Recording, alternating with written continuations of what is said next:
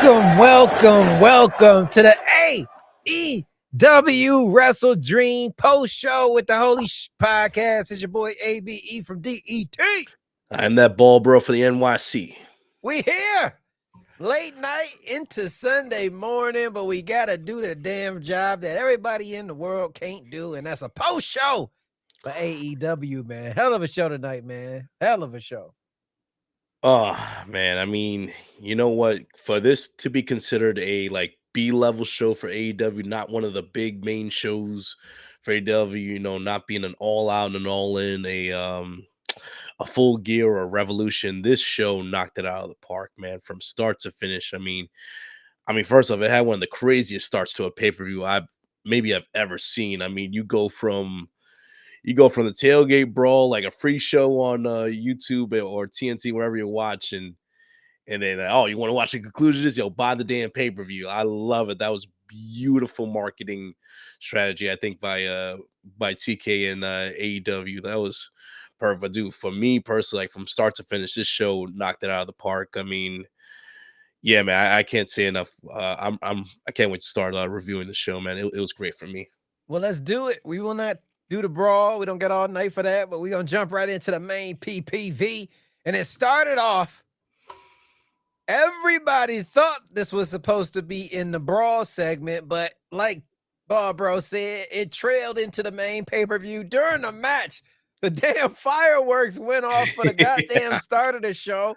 It was incredible. And I'm talking about FTR and Jet Speed going at it, tag team match to start the show. And to nobody's surprise, FTR gets the win over Jet Speed. Your thoughts on this?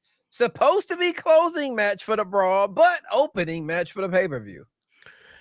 I mean, like I just said, I think this is a brilliant marketing strategy by AEW. Like you said, free match on the on the brawl pre-show, and I'm watching the clock. I'm looking like, yo, it's 5 minutes till the pay-per-view starts. There's no way this match is gonna end in no 4 or 5 minutes, and then the countdown hits, and oh, so I switch over to the pay-per-view, and like you said, the fireworks are going on. Were they still brawling and scrapping in the ring? That was beautiful. That's the craziest, maybe one of the craziest starts to a pay-per-view I've ever seen. But great tag team match between FTR and Jet Speed. I mean, they have incredible chemistry. I mean, it's just another reminder why FTR is one of the greatest tag teams of all time. But that Jet Speed, they're up and coming. Not just as a tag team, but two great individuals on the rise in AEW, and Speedball Mike Bailey and Kevin Knight. I mean, I think they've made a great impression on the AEW audience in 2025, and I think they're going to even have a better 2026, both as a team and individually. But that damn Stokely, he held down Speedball's legs for the 1-2-3 pin, and FTR with the win. Like you said, we didn't think this would be on the pay per view, but I love what they did. Another great match. The crowd was hot, and yeah, it just set the tone for an amazing night in AEW action. In my opinion, when AEW is on top, when AEW is clicking on all cylinders, the tag team division is what's rolling, is what sets the tone for the entire show. And like I said, the way that they started, they ended the brawl segment at the tailgate brawl and then started the pay per view. I mean, it was just a harbinger of things to come for the rest of the night of WrestleDream. Definitely. Talking about tag team keeps it going. The women, they do as well. Jamie Hayter and Tekla put on an incredible match, but everybody learned today that Hayter hits hard as she put Tekla in a goddamn concussion protocol. Later, I got the 1, 2, 3, headed into blood and guts. But how'd you feel about this one? I loved it. I mean, this was technically the start of WrestleDream, if you want to go that way. And listen, we've been saying it for the longest. The women have been showing out for AEW in 2025, and tonight, I think this might be a first. I mean, three women's matches on a pay per view. Hopefully, this becomes the norm going in the future, because not just all three matches, I think, showed out, and I think they all delivered. But yeah, like Hayter and Tekla, they were going at it. They weren't. It's like when you're watching go back to the 90s base. They're not trying to hit singles and doubles. They are trying to hit home runs, knock it out of the park. And Tekla, she tried her best, playing mind games, submission games, and try to keep the Hater grounded. But I mean, Hater's just too big, too strong, too powerful. And like I said, Hater hits hard, and that damn clothesline was just knocked, just squashed the spider. 1, 2, 3, and like we said, we're on the road to blood and guts right now. So we'll see what happens within the next few weeks, man. I cannot wait for the women's blood and guts match. And yeah, I think Hater and Tekla, they're far from over from their feud and their beef, and I cannot wait to see what the other participants got ready inside of that double cage in Greensboro on November 12th. Definitely, definitely. Next up, everybody and their mama wanted to wave their hands, and they got the chance too with Jurassic Express coming down to the ring to fight the Young Bucks for $500,000. It was so funny. Young Bucks coming to the ring, and everybody in the front row was holding dollars trying to get in money Hmm. because they brokies. That was hilarious. But this match did not disappoint. Great from start to finish, and Jurassic Express get the win afterwards. The Don Callis family comes down and beat the hell out of Jurassic Express, but out comes to the rescue Kenny, by God, Omega. What a save from him. What a match from Jurassic Express, and the Young Bucks are still broke. Your thoughts on this one, Barbara? We've heard the term restore the feeling like, the past year or so. And I thought that was kind of getting a little tired. I feel like we're in the next phase, the next generation of AEW. Well, man, if you talk about old school AEW vibes, we're talking 2019 to like 2021. It is the Young Bucks versus Jurassic Express. And man, this just brought back all those cool vibes like from the early days of AEW. And from 2019 to 2025, both teams did not skip a beat. They did not miss a step. I mean, it's insane. Like, I mean, I didn't think it was possible. I think this might have been their best match between both teams. I mean, it's insane. Like we got Jungle. He ain't no Jungle Boy no more. That's Jungle Jack Man right there. He's a grown ass man. Got his pet dinosaur back. He's out there flipping.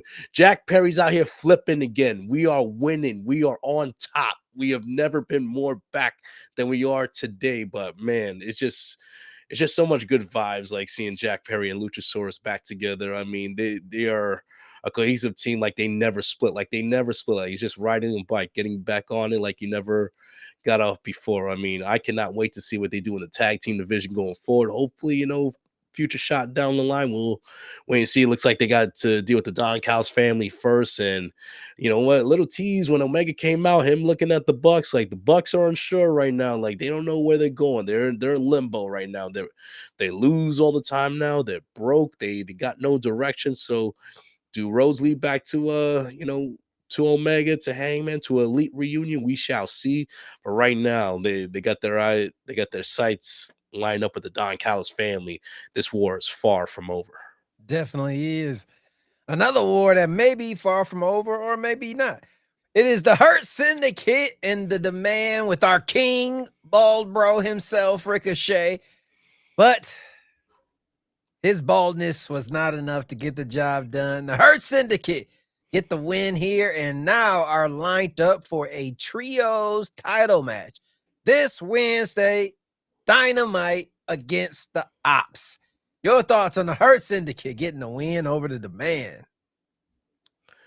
It was a solid match. You know what? Looking back at the match, it kind of started a little slow, but it picked up towards the middle and towards the end. I mean, listen, win or lose. I mean, Bishop and Toa, they've been showing out for the past few months, especially being paired up with Ricochet now and being the Demand. So even if they take an L, they still winning in my opinion. They're getting on your screens more. They're getting more reps, and whether it's trios, tag, or even occasional singles match here and there, they just keep getting better and better as time goes along. But I mean, this was physical. It was dirty. I mean, Bobby Lashley. I mean, this dude is over what 50 years old, and he's just moving like he just started back in WWE almost 2 decades ago. Even Shelton Benjamin, we got to remember this dude is 50 years old and he's doing like freaking just jumping over the top rope with ease, moving like like you said, it's 2002 again, and he's facing Triple H in the main event on Monday Night Raw. I mean, this is just insane. And MVP looked great in there as well. I like the balling tribute back to his old SmackDown days, but it was a good match for what it was, and I'm very intrigued for this trios championship match. This is coming Wednesday, but we'll get to it later because what happened later it just got me that my interest level in the trios division just went from maybe a 4 or 5 up to a 10 up to 100. Man, I can't wait to talk about that. Shout out Troy D. Gray over on Instagram, Main Event Dame, and Noah 805 saying, what a show. People staying up late for this one, but I appreciate y'all for joining us. Let's get to the next match, though. Kyle Fletcher, the Proto Star, defeats Mark Briscoe to retain that TNT title. I'm going to show my age with this one, but I haven't rooted for a hillbilly like that since the Dukes of Hazzard. If you know, you know. But damn it, I was rooting for Mark Briscoe. I wanted him to win this so bad. It was so many false finishes, but I guess this is what you do to build that moment, because when he does win that title, whether it be the TNT title or maybe he'll jump all the way up to the world title, who knows?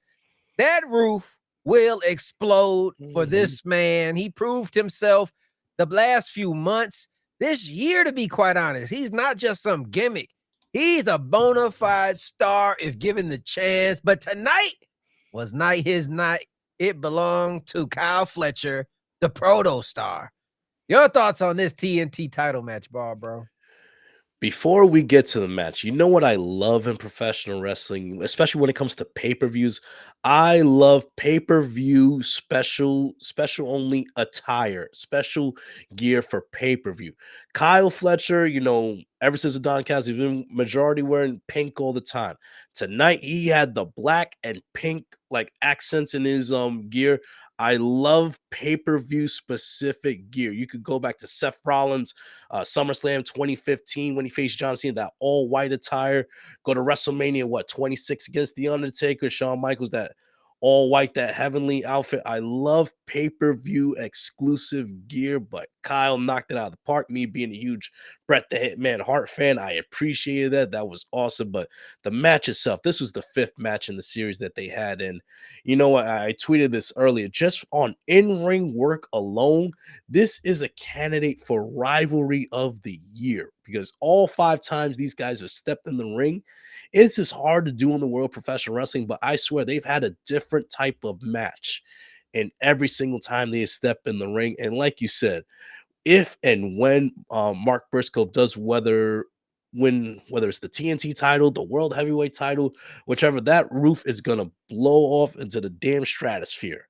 But it's just not meant to be tonight because as good as Mark Briscoe is, Kyle Fletcher is just, with all due respect, he's just on a whole nother level. He's in a whole different galaxy right now. He's been with Don Callis for almost a year, easily the most improved wrestler in 2025. I mean, he went from a pretty good tag team wrestler to a future world heavyweight champion within the next 2-3 years. And this dude is not even in his prime yet. He's only 26 years old. He's only going to get better from here. But like you said, the false finishes, I mean, but that brainbuster off the top turnbuckle is just brutal. It's nasty. And that's the match ender right there. No one should be kicking out of that. Just another notch in the belt for the Proto Star. I mean, just in his ascent to greatness, and not just AEW, but the world of professional wrestling as a whole. Shout out Noah 805. He's over there agreeing with you, saying Kyle's gear reminded me of Bret Hart. Definitely. Next up, the ladies take the stage as Chris Statlander defeats Toni Storm to retain the AEW Women's World title. This match was great. Toni Storm still looked like Toni Storm. She's nothing diminished in her role at all. But she put Statlander over. She made her look strong. She made her look like a legitimate champion. This is what professional wrestling is all about. You get some, you give some. And that's what Toni Storm did tonight. She put Statlander on the map with this match. Incredible match. But Statlander retains and is the queen of the galaxy.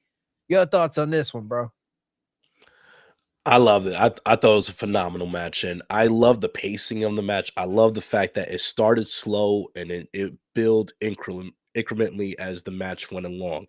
Like those last 6 or 7 minutes of the match, you saw the urgency on both women, like the urgency for Tony Storm, just to throw everything at Statlander, and Statlander just like she didn't just want to beat Tony Storm, she wanted to do it definitively. Like there was no doubt. Like all out, we could say, it was luck. It was the seatbelt pin from Wheeler Yuta, and it was a 4-way match and blah blah. No, Statlander sent a message like, I am the number one woman in this division. I am the best. And but holy shit, freaking Tony Storm caught in that submission with yelling out, we can all hear, you gotta kill me.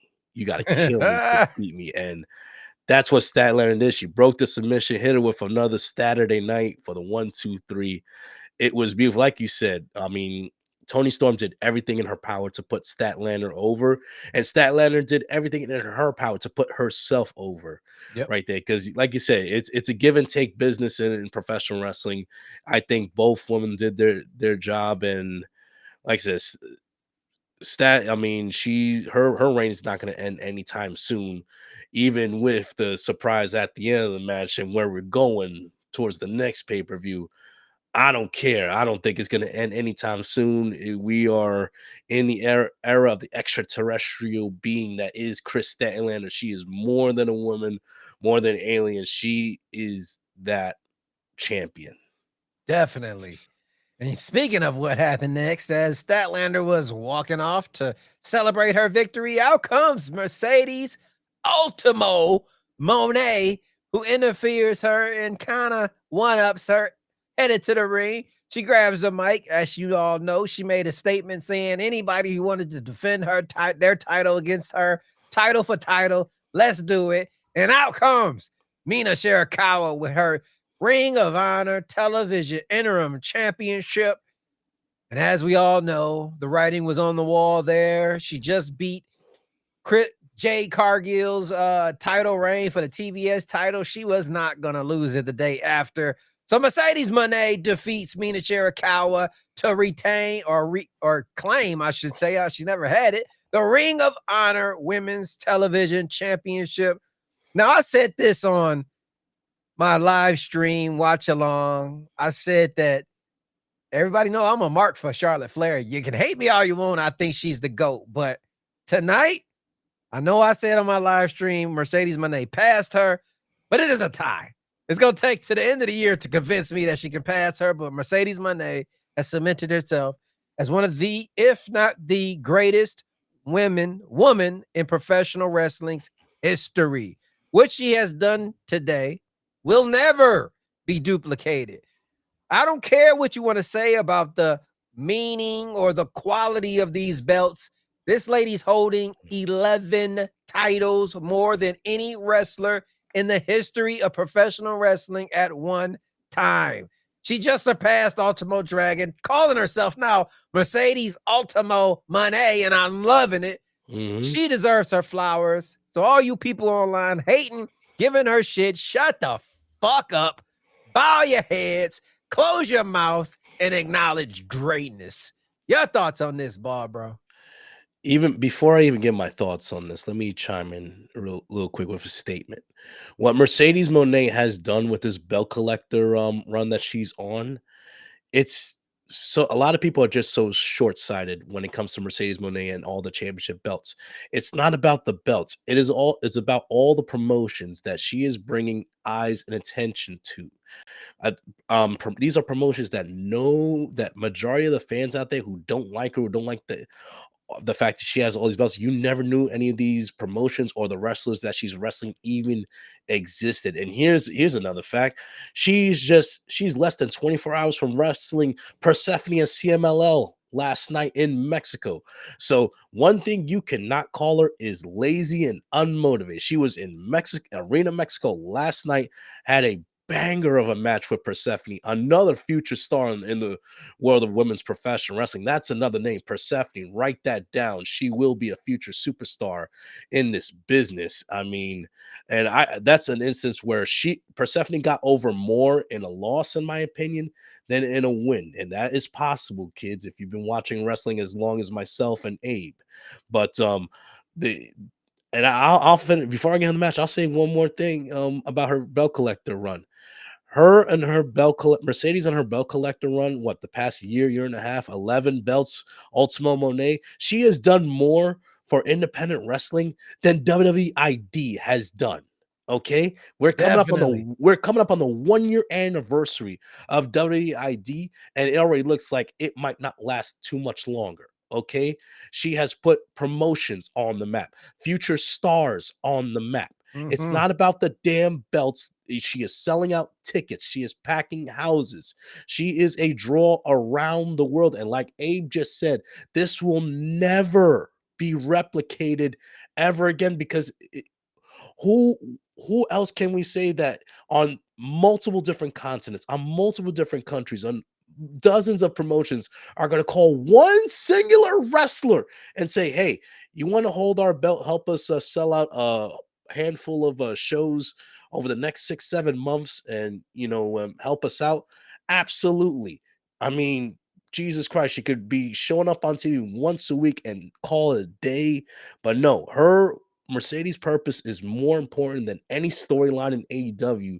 She is serving a bigger and more important purpose for the entire world of professional wrestling right now. But like I said, when it comes to Mercedes Moné, a lot of people are just short-sighted. They can barely see what's in front of them. They can't see the bigger goal that's beyond them. That's a little further out. All right. So back on the match real quick. Great match between her and Mina, but I think the writing was on the wall. Mercedes ain't losing. She just broke the TBS title record from Jade Cargill. And speaking of which, they showed each other respect on social media. Um, Jade showed her respect and vice versa. Wow, shocking.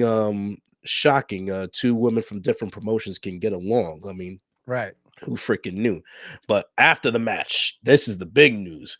Talk about it. Stat comes back. She got a little. I say she got a little embarrassed when Mercedes came out, shoot her away. Nah, Stat came back to get her lick back, laid out Mercedes, ruined her celebration for getting 11 belts, and now it is official at Full Gear. We're getting Stat versus Mercedes 3 at Full Gear. Now here's the thing. Like I said earlier, Stat is nowhere near close to her title reign being over already. Mercedes is up 2-0. Full Gear is always the pay-per-view. They do the revenge arcs, where they've done it with Hangman and Kenny, they've done it with MJF. That's the pay-per-view where they right a lot of wrongs in history. I'm calling it right now. Statlander will beat Mercedes at Full Gear next month because you know what the theme will continue to be?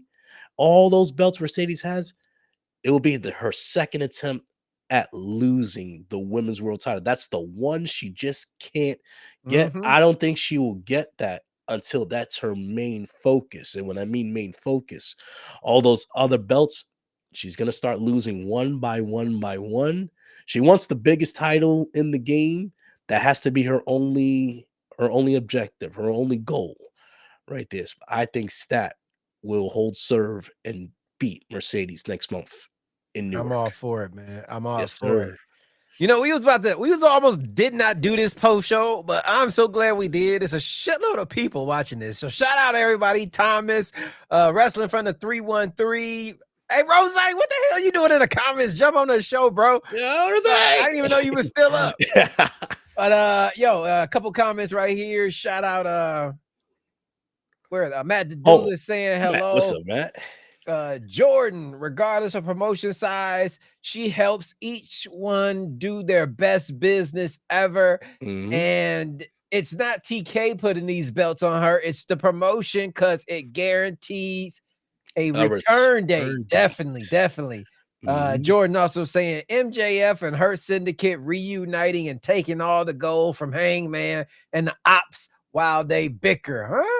Okay, that'll be a nice little swerve right there. Shout out Polo, the Square Circle boys. Hey, the show was good, but the ending had me like, really? Hey, we're gonna get to that. We're gonna talk We about get that, to that. We brother. get to that. Stay tuned, stay tuned. But next up, after all the ladies do what they do, AEW World Tag Team titles being defended. Bro Dito versus Takeshita and Okada. This match did not disappoint, not at all. The bickering between Okada and Takeshita to continue, to me, it actually went to another level. When they collide, it's going to be something special. I'm praying it's in the Tokyo Dome. I don't know, but we'll see. But this match was incredible. And as everyone expected, Bro Dito retains as Bandito hits the 21 plex on Okada, getting the 1, 2, 3, and steal.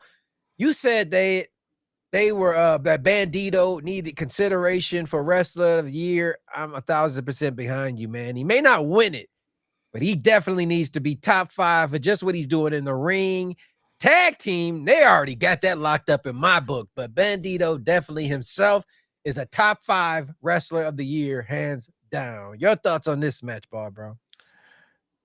Oh, this was an amazing match. For me personally, I think this is the match of the night, in my opinion. This did not disappoint, like from start to finish. I mean, like you saw the storytelling right there, and just the look when Okada came out and Takeshita has that New Japan World Heavyweight title, around it, just holding it right in the middle of the ring. He's just eyeing it like, damn, that's my past right there. And like you said, you knew they were going to come to butts of heads, eventually. And just that spot where Okada trying to hit Bandito with the Rainmaker, hit some Takeshita, but he didn't even look upset about it. He didn't look upset. He flipped them out, flipped them off the entire way. Big ass like shit eating grin from ear to ear. But man, listen, like Brodito, in my opinion, is tag team of the year. And like you just said, Bandito, I've been on the fence like the past couple months. Like, nah, for me, I know we got 2 months to go. Right now, Bandito's my wrestler of the year. I mean, he has just shown out in that ring. I love the chemistry between him and Brody. And yeah, you said he hit the 21 plex for one. No, he hit a one-armed 21 plex on Okada. If I'm correct, he's only the second wrestler in AEW to pin Okada in the middle of the ring. So now this upcoming Wednesday, we have a 1v1 match, Bandito and Okada for the unified title. I mean, well, let's see what happens with that. But yeah, this match was great from start to finish. I mean, and we finally got it. We finally got Brody King doing the Macarena at the end of the match with him and Bandito. The crowd loved it. World peace is brung across the whole nation, across the whole globe. I mean, it was beautiful sight to see. But yeah, this is my match of the night, and I'm calling right now. Bandito's my wrestler of the year, man. This guy has been absolutely amazing, and he's a future world heavyweight champion. And within the next couple of years, that's a guarantee. That's a cannot miss opportunity for AEW, especially with their relationship with CMLL. Definitely, I 1,000% agree with you. And so does Noah. He's saying Bandito pinning Okada was crazy. Noah 805 over on Instagram. You are 1,000% correct. That was amazing. And next up, the World Heavyweight Championship was not the main event, but it did not disappoint at all as a co-main event as Adam Hangman Page defeats Samoa Joe with not one, with not two, but 3 buckshot lariats back to back to back to lay the big man down and still AEW World Heavyweight Champion Hangman Page. Afterwards, Samoa Joe gets up. Very nice, touching moment. They hugged it out. I'm like, damn, man. Good shit, Joe. And then that son of a bitch turns on everyone, lays them out, gives them the spine buster off the top rope, and lets them know, cowboy, this shit ain't over. It was so funny. During the match, Joe had the crowd won over. They were chanting, Joe is going to kill you to the champ. But instantaneously, they were screaming, fuck Joe at the end, and everybody in their mama wanted him dead. Hangman probably will too. I can see this playing a factor later on in Dynamite. I'll let you talk about it. I think you were getting there earlier, but how'd you feel about this match? I mean, you know, I'm still stuck at the end. I'm gonna try to go through the match. I'm just still stuck at the end, like my reaction towards the end. But great match, I think, between both of them. I think it was a nice, refreshing change of pace for Hangman as far as opponent. I mean, he had to dig deep for this one. He has not faced a physically imposing opponent like Samoa Joe. Not just that, but I mean, experienced it. 2-3 decades in the business. He's been through the rigor. He's been through wars and so many promotions. Like I think it was a much needed, like I said, change of pace for Hangman Page. But I mean, like you said, it was not one, not two, but three buckshot Larrys to take him out. But man, they got me. They got that crowd because when Joe hit that clothesline on Hangman, turned his back. But man, you see the ops were in it on two. You see Hobbs and Shibata. So now we got a heel ops going up against the Hurt Syndicate on Wednesday.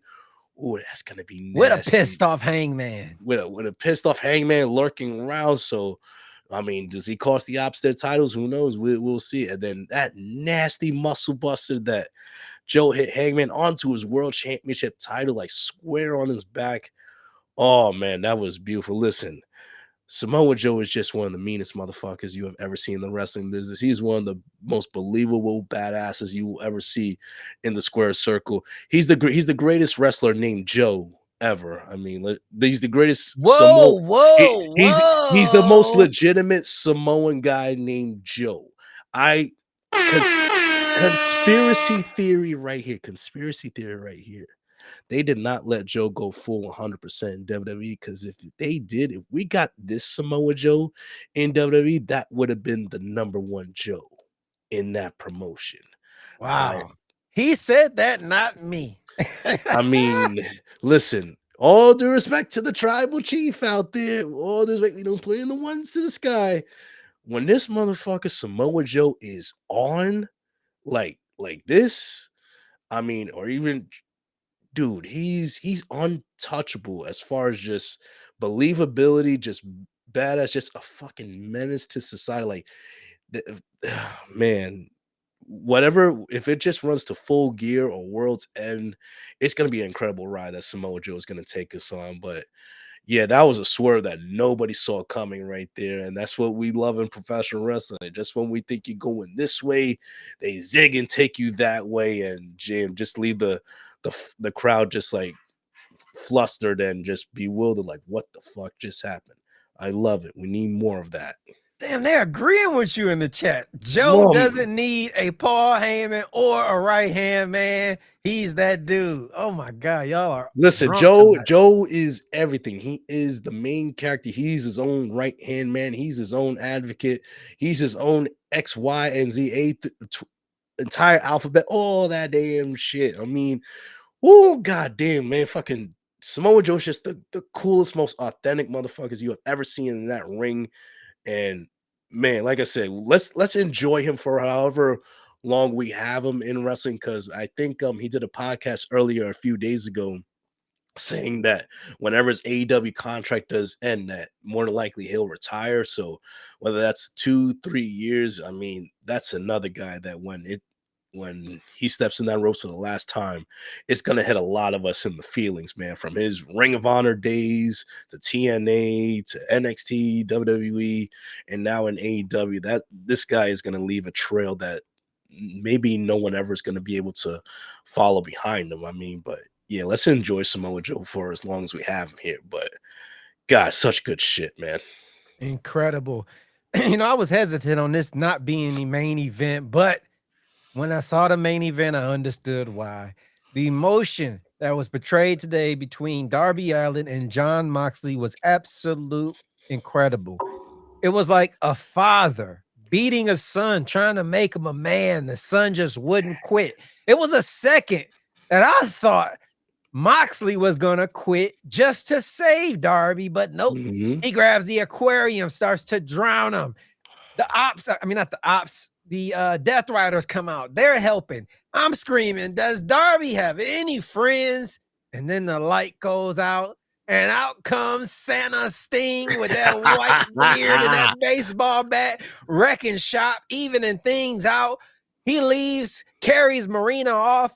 Darby grabs the bat, beats the hell out of John Moxley, puts him in the Scorpion Deathlock, and makes him say, I quit. Choked him out with the AEW flag from Mount Everest, like he said. That picture at the end with Darby Allin holding up that AEW flag.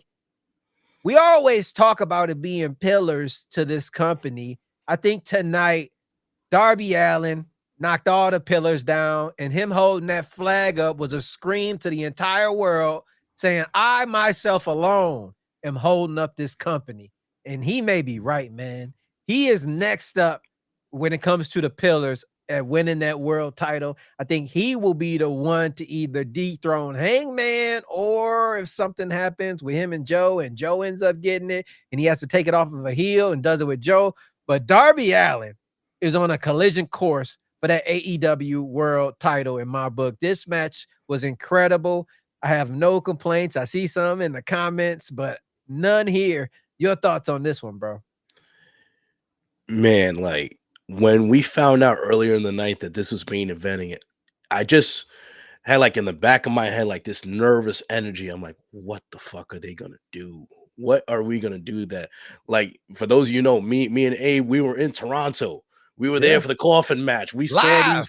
We were there live in the living color, and I'm like, and then when we hear the I quit match, like, what the hell are they gonna do to top that? And then the bell rang, and it's like, oh, the skewers and the fingernails. I had to turn away. I'm like, oh god, the skewers and the fingernails, and then Claudio coming out.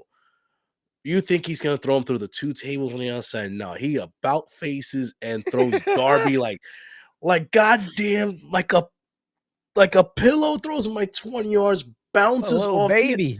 he bounced him off the announce table, and then fucking Pac just dragging him around the ring, and like, yo, just and like you said, bringing out the aquarium. I'm like, oh no, they're gonna fucking drown this guy.